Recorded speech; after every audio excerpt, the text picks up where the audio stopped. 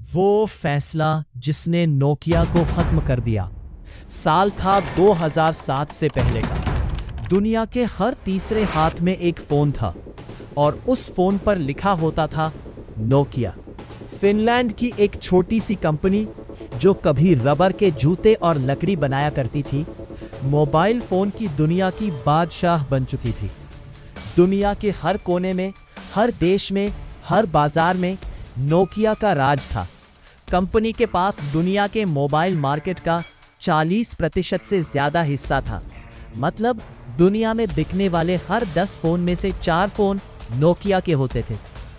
ये सिर्फ एक कंपनी नहीं थी, ये एक भरोसा था। लोग कहते थे नोकिया का फोन गिर भी जाए टूटता नहीं। उसकी स्नेक गेम हर बच्चे की उंगलियों पर खेली जाती थी। उसकी रिंगटोन दुनिया की सबसे पहचानी जाने वाली आवाज़ों में से एक बन चुकी थी।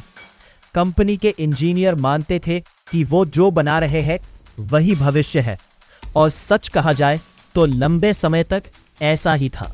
लेकिन भविष्य हमेशा वैसा नहीं रहता जैसा हम सोचते हैं। 2007 की एक दोपहर अमेरिका के एक स्टेज पर स्टीव जॉब्स नाम का एक शख्स खड़ा हुआ और उसने एक डिवाइस दुनिया के सामने रखा, आईफोन। उस दिन नोकिया के हेडक्वार्टर में भी ये खबर पहुंची, लेकिन वहां जो प्रतिक्रिया हुई वो हैरान करने वाली थी। कंपनी के अंदर के लोगों ने इस नए फोन को गंभीरता से नहीं लिया। उन्हें लगा कि टच स्क्रीन एक तकनीकी तमाशा है, कोई स्थायी क्रांति नहीं। उनका मानना था कि असली फोन में बटन होने चाहिए, बैटरी लंबी चलनी चाहिए और डिवाइस मजबूत होनी चाहिए। उन्होंने सोचा ये चीज अमीरों का शौक है, आम आदमी का फोन नहीं। यही वो पल था जहां से कहानी बदलनी शुरू हुई। नोकिया के पास तकनीक की कोई कमी नहीं थी। सच तो यह है कि कंपनी के पास टच स्क्रीन तकनीक पहले से मौजूद थी। उनके इंजीनियरों ने टच स्क्रीन फोन के प्रोटोटाइप पहले ही बना लिए थे, लेकिन कंपनी की अंदरूनी बनावट में एक गहरी समस्या थी। नोकिया एक बहुत बड़ी, बहुत नौकरशाही वाली संस्था बन चुकी थी। हर फैसला कई लेयर से होकर गुजरता था। इंजीनियरिंग टीम, मार्केटिंग टीम और मैनेजमेंट तीनों अलग अलग दिशाओं में सोच रहे थे। नए आइडियाज को मंजूरी मिलने में महीनों लग जाते थे और तब तक बाजार आगे बढ़ चुका होता था। कंपनी का सॉफ्टवेयर सिस्टम, जिसे सिम्बियन कहा जाता था, धीरे धीरे पुराना पड़ता जा रहा था। लेकिन उसे बदलने की बजाय कंपनी उसी में सुधार करती रही, टुकड़ों में, धीरे धीरे, जबकि दुनिया पूरी तरह से बदल रही थी। यहीं से नोकिया की पहली बड़ी भूल शुरू हुई। कंपनी ने अपने सफल अतीत पर भरोसा करना जारी रखा, जबकि उसे अपने भविष्य पर दाव लगाना चाहिए था। यह वो गलती है जो अक्सर बड़ी कंपनियां करती हैं। जब आप बाजार में नंबर 1 होते हैं तो बदलाव डरावना लगता है। आपको लगता है जो काम कर रहा है उसे क्यों बदले। लेकिन टेक्नोलॉजी की दुनिया में यही सोच सबसे खतरनाक होती है। जब एप्पल का आईफोन और उसके बाद गूगल का एंड्रॉयड सिस्टम बाजार में उतरे, तो उन्होंने फोन को सिर्फ बात करने की डिवाइस नहीं, बल्कि एक पूरा कंप्यूटर बना दिया। इंटरनेट, एप्स, कैमरा, सब कुछ एक टच स्क्रीन के पीछे।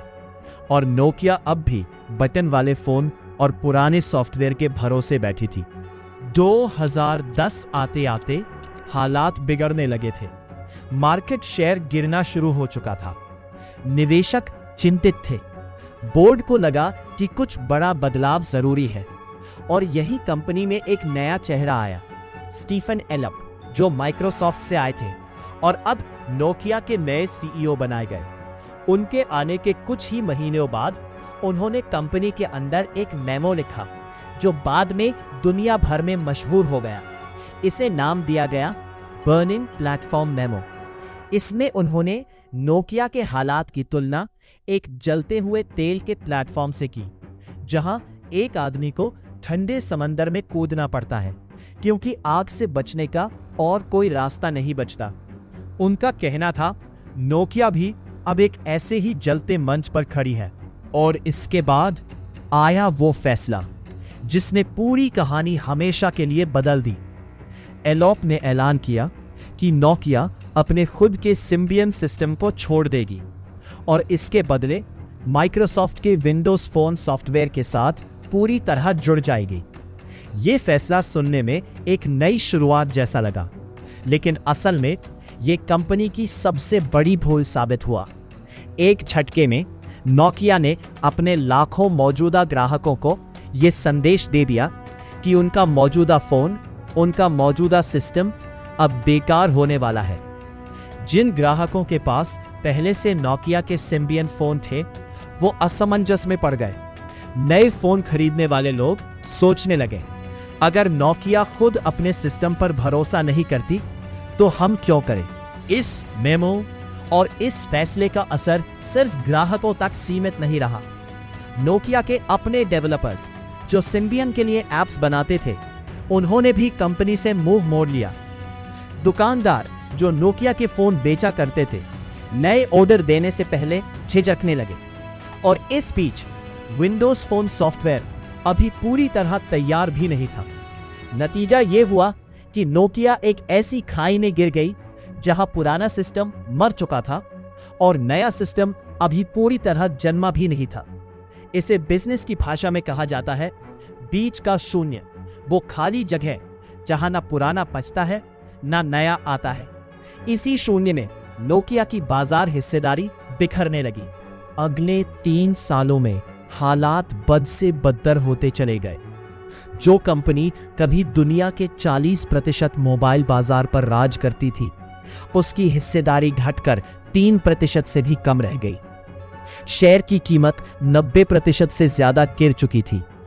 हजारों कर्मचारियों की नौकरियां चली गई। फिनलैंड जैसे छोटे देश के लिए यह सिर्फ एक कंपनी का पतन नहीं था, यह राष्ट्रीय गर्व को लगी एक गहरी चोट थी। 2014 में आखिरकार नोकिया ने अपना पूरा मोबाइल फोन कारोबार माइक्रोसॉफ्ट को बेच दिया, 7 अरब 20 करोड़ डॉलर में।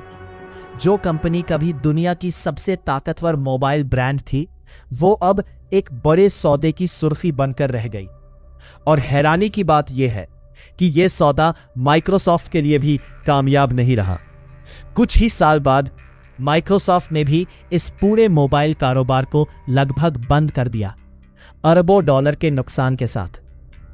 आज जब हम पीछे मुड़कर देखते हैं तो यह कहानी सिर्फ एक फोन कंपनी की गिरावट नहीं लगती, यह एक सबक है हर उस कंपनी के लिए, हर उस इंसान के लिए जो सफलता की चोटी पर पहुंचकर यह सोचने लगता है कि अब बदलाव की कोई जरूरत नहीं। नोकिया की सबसे बड़ी गलती नई तकनीक ना बनाना नहीं थी, बल्कि अपनी ही सफलता को इतना पकड़ लेना था कि नए बदलाव को अपनाने में देर हो गई।